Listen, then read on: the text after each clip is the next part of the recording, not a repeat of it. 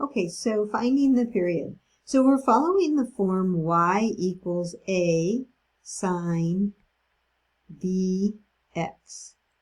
And it says determine the period of the function. So in this case, a is 1 and b is pi over 6.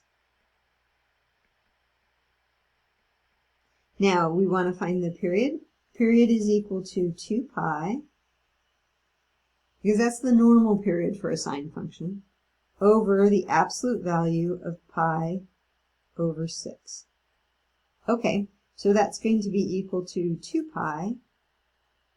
And I'm just going to, the absolute value of pi over 6 is going to be pi over 6 times 6 over pi, invert and multiply.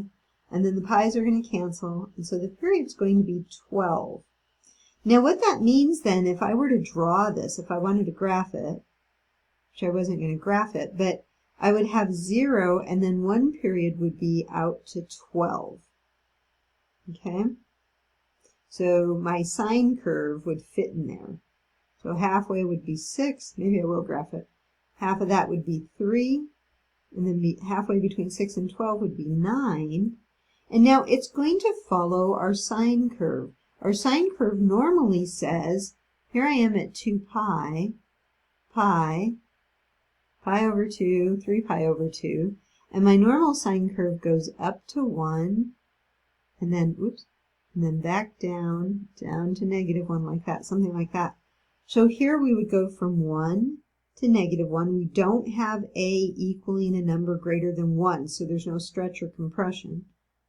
And so halfway you would have a point there, you'd have a point there, I forgot 0, 0, and then a point down here, and a point here.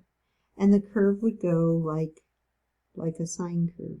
You'll get better at drawing these. That one's not very good. I'm out of practice, I guess.